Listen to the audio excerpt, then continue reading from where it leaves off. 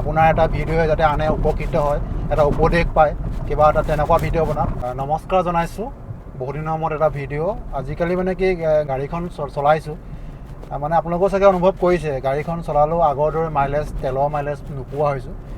সকলোৱে কিছুমানে ডিলাৰত যায় যে মোৰ গাড়ীখন কিবা হৈছে নেকি বুলি, গাড়ীখন কিয় মাইলেজ নিদিয়া হ'ল।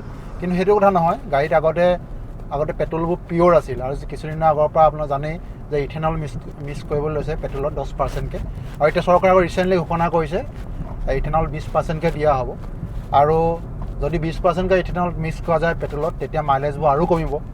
আৰু সেইটো তেতিয়াহ'লে যদি গাড়ীখন আমি 2-3 মাহ যদি বহাই থওঁ, সেইটো বহুত কষ্ট হ'ব। গাড়ীটো বেয়া হ'বই, গাড়ীত মামৰে ধৰিব। আৰু আমাৰ সৈনিকসকলৰ কাৰণেতো বিৰাট দিগদাৰ হ'ব। এতিয়া মানে আমিতো প্ৰায় ঘৰত নাথাকোৱেই। গাড়ীখন যদি চলাই ৰানিং কণ্ডিশ্যনত নাৰাখোঁ, তেতিয়া মানে কি হয়, ইথেনলটো সদায় বহি যায় আৰু পেট্ৰলটো ওপৰত থাকিব, তেলৰ টেংকিও মামৰে ধৰি ফুটি যাব। আৰু যিবোৰ তাৰ পাইপ থাকে, তেলৰ পাইপ হওক, সেইবোৰতো মামৰে ধৰিব। সেইকাৰণে বহুত সমস্যা। সেইকাৰণে গাড়ী আজিকালি চলাবলৈ দিগদাৰেই হ'ল। তেলৰ দামো জানেই আৰু জুই চাই বাঢ়ি গৈ আছে। আৰু এতিয়া আমি এনেই ওলাই আহিলোঁ হাইৱে এটাত। অকণ এইফালে বাগানখনো ধুনীয়া বাগান, আপোনালোকে দেখিছে। আমাৰ বাহিৰলৈ আপুনি নেদেখে, মোৰ ভিডিঅ'বোৰ বাহিৰলৈ আহি বেছিকৈ চায় আৰু সোধে তই কিহত কৈছ, তই হিন্দীত কিয় নবনাও। তাৰো এটা কাৰণ আছে, মানে নিজৰ মানুহখিনি ভাল লাগে, নিজৰ ভাষাটো কথাখিনি কৈ ভাল লাগে। সেইকাৰণে প্ৰায় আপোনালোকক আপডেট দি থাকোঁ মই মাজে সময়ে। আজিকালি আৰু যি টি ভিডিঅ' বনাবলৈও মন নাযায়। আৰু আমাৰ দাদা গুচি যোৱাৰ পৰা, আমাৰ মাজৰ পৰা আমাৰ কাক লৈনো আমি আশা ভৰসা কৰিম। তেওঁৱে আমাৰ নাই। তেওঁ গান শুনি আমি সদায় ফূৰ্তি কৰোঁ হ'লে। তেওঁ পুনৰবাৰ শ্ৰদ্ধাঞ্জলি জনাইছোঁ। দাদা হেৰাই যোৱাৰ পিছৰ পৰা আমি ভিডিঅ'বোৰ প্ৰায় কমেই বনাওঁ। আৰু যিসকল কণ্টেণ্ট ক্ৰিয়েটৰ আপোনালোকে জানেই, সদায় ভিডিঅ' দি থাকে, সদায় ভাল ভিডিঅ' দিব লাগে। আপোনাৰ এটা ভিডিঅ'য়ে যাতে আনে উপকৃত হয়, এটা উপদেশ পায়, কিবা এটা তেনেকুৱা ভিডিঅ' বনাম। আপোনালোকে জানেই আজিকালি ভিডিঅ'বোৰ কিছুমানেতো বহুত ধুনীয়া ভিডিঅ' বনায়, চাই ভাল লাগে।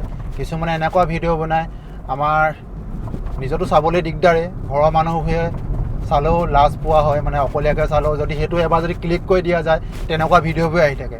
সেইকাৰণে খুব ধুনীয়া ভিডিঅ' বনাবলৈ আপোনালোকে ধৰক, একো নাই। আপোনাৰ গাঁৱৰ পৰিৱেশত থকা মানে গাঁৱৰখিনিকেতো দেখুৱাব লাগিব। বাহিৰত দিলেও আমাৰ টকা পইচা নাই, বাহিৰত কোনো জেগা দেখুৱাবলৈ। যিখিনি কৰি আছে সেইখিনিকে দেখুৱাওক।